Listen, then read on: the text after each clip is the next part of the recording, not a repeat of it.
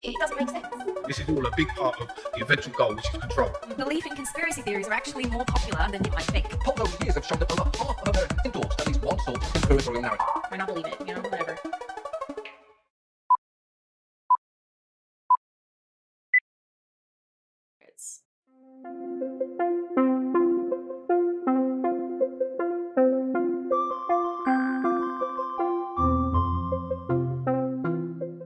Within the last century, conspiracy theories have been very prevalent. Watergate, MK Ultra, 9/11. But are conspiracy theories merely a product of our modern digital age? Or have conspiracy theories always been present throughout human history? What does the empirical evidence say about the prevalence of conspiracy thinking over time? Conspiracy theories in their modern form have been around for at least 200 years. The United States was less than 10 years old when New England religious leaders sounded the alarm about the supposed Illuminati's plans to destroy the Republic. In a research project conducted by Usinski and Parent, 104,803 randomly selected letters sent by U.S. citizens to the New York Times and Chicago Tribune were analyzed. These letters were sent between the years 1890 and 2010 and analyzed by a team of researchers for conspiratorial content. What was found was that conspiracy theories have been consistently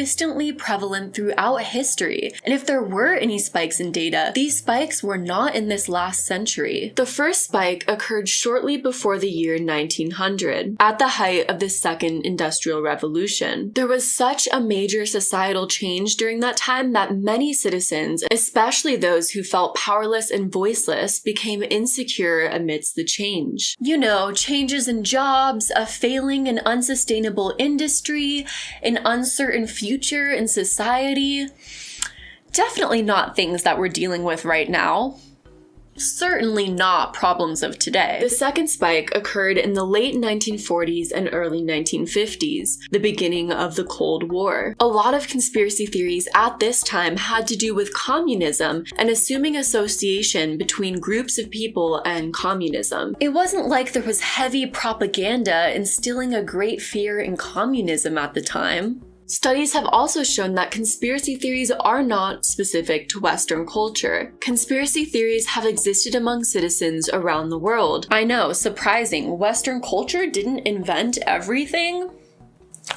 So it seems believing in conspiracy theories isn't a cultural or even societal phenomenon, but instead may be intrinsically a part of human nature. So what is the main cause of conspiracy theories? Studies have shown that throughout history, whenever conspiracy theories tend to pop up, they're usually in connection with major societal crisis situations. Like I said earlier, conspiracy theories tend to see the world in black and white, good versus bad, us versus them. And usually conspiracy theories tend to place blame of a societal crisis situation on a specific group, while today's conspiracy theories implicate large government organizations and political leaders. Throughout history, there have also been other societal groups consistently implicated in conspiracy theories. One of these groups is the Jewish population, who have been systematically accused of conspiracy involvement. In the 1930s and 1940s, Jewish conspiracy theories were a major driver in one of the most horrific events in history. Even in medieval times, the European Jewish population was a target for conspiracy theorizing, including being blamed for setbacks during the Crusades, and interestingly enough, the Jewish population was also blamed for causing disease epidemics such as the plague. An entire population being blamed for a pandemic? That certainly hasn't happened recently. What is it they say about history and repetition? During the Wilsonian progressivism, FDR's New Deal, and Lyndon Johnson's Great Society, there was a growing number of conspiracy theories. Federal support of civil rights was said to be a part of a conspiracy against the white race. And at a similar time, the Kennedy and King assassinations had their share of conspiracy theories. In other words, yes, America has always been like this. Even back in the Roman era, there are prominent examples of conspiracy theories, and these are typically all connected to major crisis situations. In AD 64, the Great Fire of Rome erupted. Emperor Nero was out of town when the fire started, and he returned to Rome to organize help for the victims. But conspiracy theories started to spread throughout Rome, stating that Nero and his associates had deliberately set fire to Rome to rebuild Rome in Nero's vision. Nero started the fire! Nero did not like these conspiracy theories, and in response came up with his own conspiracy theories, blaming the Christian community for starting the fire and for spreading the rumors. So I guess you could say Nero chose to fight fire with fire. The connection of conspiracy theories and crisis situations throughout time have led researchers to believe that the two are inextricably linked. Evidence suggests that the feelings people experience when in crisis, fear, uncertainty, and being out of control, stimulate a motivation to make sense of the situation, increasing the likelihood of perceiving conspiracies in social situations. And much of these perceptions can influence the recording of history itself and how people recollect history and major crisis events. But here's where things get complicated. It would be incorrect for me to sit here and say all conspiracies are fake, false, wrong, and blatantly inaccurate. Because like I said earlier, there have been real conspiracies that have existed, and there have been conspiracy theories that have been proven to be true.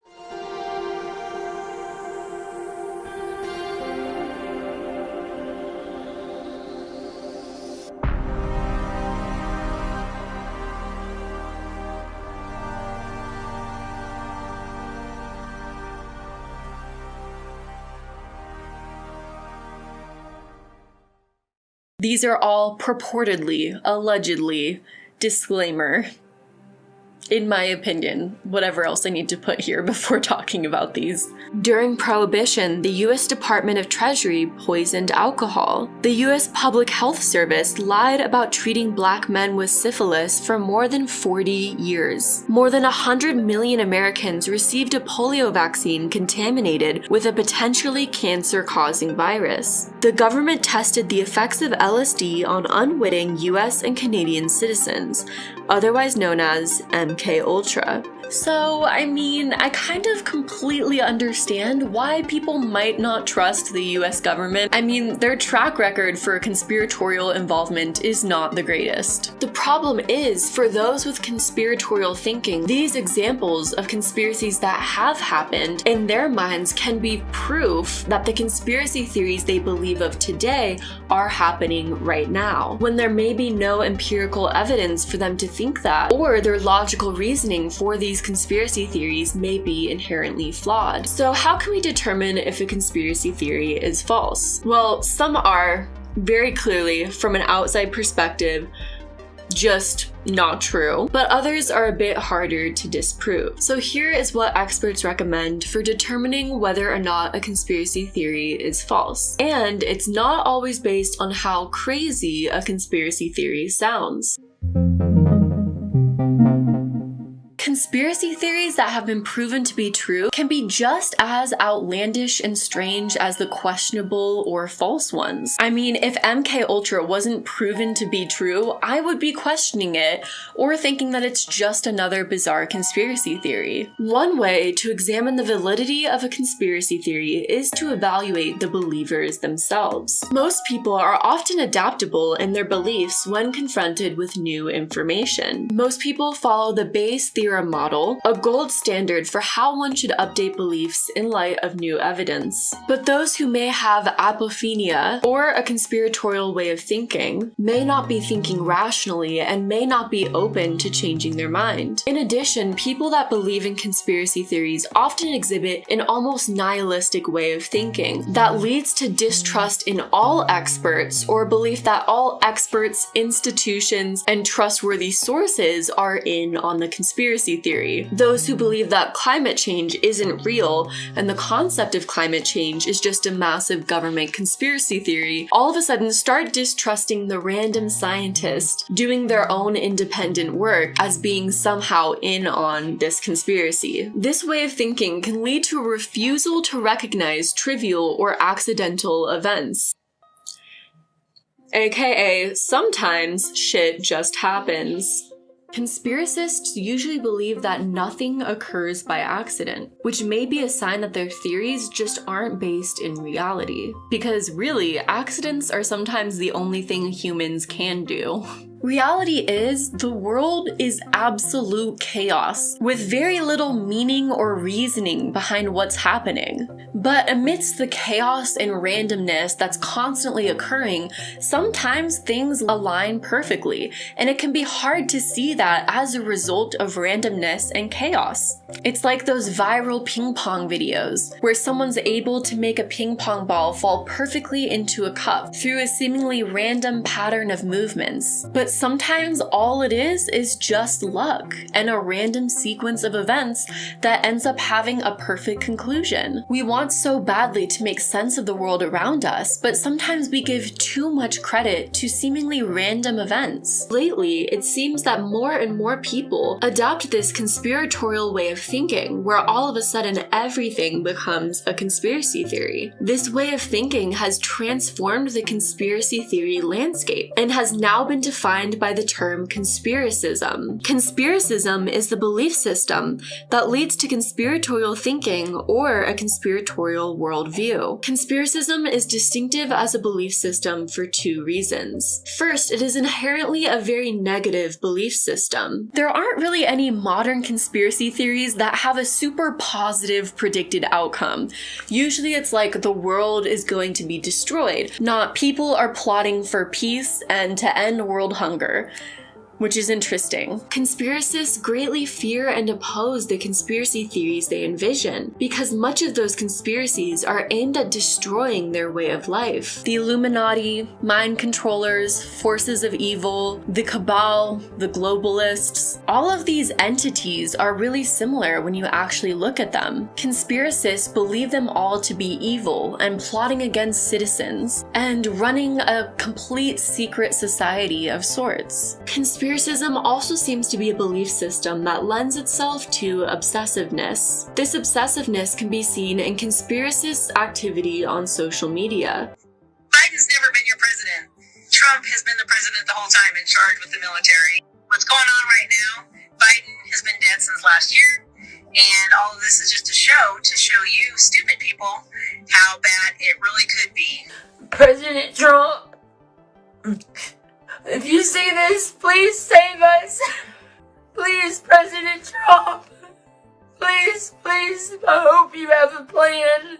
Conspiracy theorists may also become so ingrained in their beliefs that even when specific hypotheses of the theory become proven false, they will still remain ingrained in the overall belief, which can also be explained as a confirmation bias or a willful ignorance to any opposing information. If you examine a conspiracy theory and the people who believe it, and you find these patterns to exist, chances are the conspiracy theory may be actually just a conspiracy theory, based on only conspiracist discourse and not any actual scientific reasoning. And if you believe in a conspiracy theory, I encourage you to evaluate your own logic and reasoning with this same model. Why do you believe what you believe, and are other events more or less likely? As Karl Popper said, every false belief we discover is actually good, because that gets us that much closer to believing only true things. You can't be afraid of being proven wrong or proving yourself wrong or changing your beliefs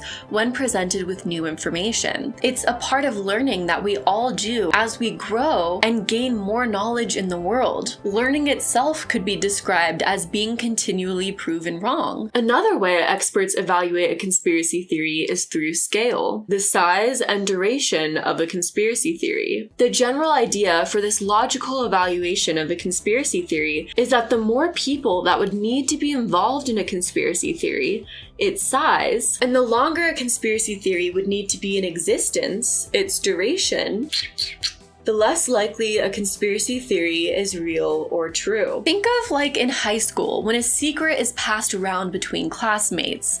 The more the secret is spread, and the more people know about the secret, the more likely someone is going to spill the beans. Similarly, the longer the secret is kept, the more likely the secret is going to get out some way, somehow. So those are some ways that we can determine the validity of a conspiracy theory and whether or not you should take it seriously. But this still doesn't answer the core question. Why? Why are conspiracy theories seemingly everywhere on the internet? And why do we all subconsciously believe at least some of them? A good example of this is the Wayfair conspiracy theory that happened last year. All over TikTok, Instagram, and social media, people were talking about these mysterious Wayfair products that were priced an unreasonably high amount and that had names of children who had been missing. The general idea was that Wayfair was trafficking children. Much of the details surrounding this conspiracy theory were proven to be false, but that didn't stop people from believing them initially when this information came out. In fact, I was even someone who partially believed it. According to Dr. Barraza, PhD and professor at USC, it's much easier for people to trust the information that's being presented to them on social media. We oftentimes trust who we know. We rely on social cues to attribute validity to a message, which means that we're likely to trust information that's being shared by those we already trust and already know. Yeah, look at the fluffy belly. So the belief in conspiracism combined with the social media growth mechanism lends itself as the perfect opportunity for conspiracy theories to grow.